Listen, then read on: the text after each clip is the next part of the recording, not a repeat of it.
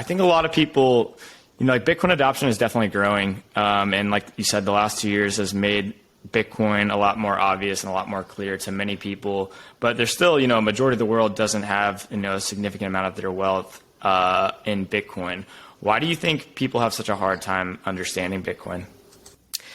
Because I think that you have to unlearn a lot of what you know in order to have the sort of intellectual humility and curiosity to start to learn about Bitcoin. You have to really be able to question the current situation, the current paradigm, and the current trends that you live in that you might have thought could never change. Here in the U.S., most of us were not around when we went off the gold standard and people were investing in the last inflationary period during the 70s and 80s.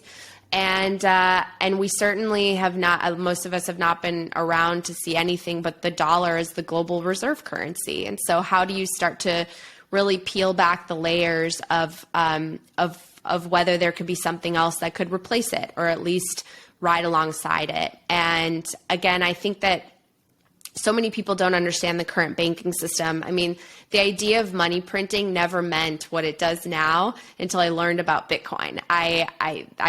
If I ever heard the words money printing in the past, I would just think, oh, that's the government, just printing dollars, and there's nothing wrong with that. I didn't understand this idea that inflation is sort of embedded into our economy, but is it actually helpful? Because, when you listen to these great voices, like people like Michael Saylor, and they explain to you in such a crystallized way, a thoughtful way, if you take something and you apply inflation over 100 years, all of a sudden it's gone. Like your cash is gone.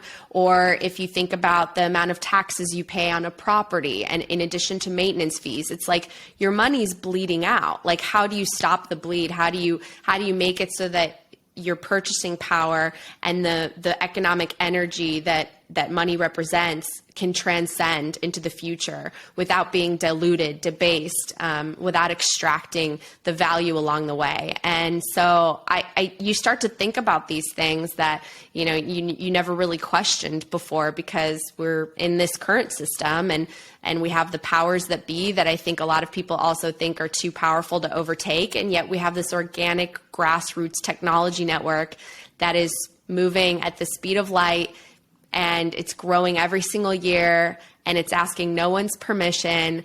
And I think it's one of the most organic movements that we've had. It's truly the people's money. And now it's grown to a point where I don't believe it can be stopped. I don't believe that any government could do very much to it except maybe decelerate the growth of on-ramps or tax it a ton. But no, it's just, I think that people just have a difficult time questioning the current system, especially if they don't have a really good understanding of economics.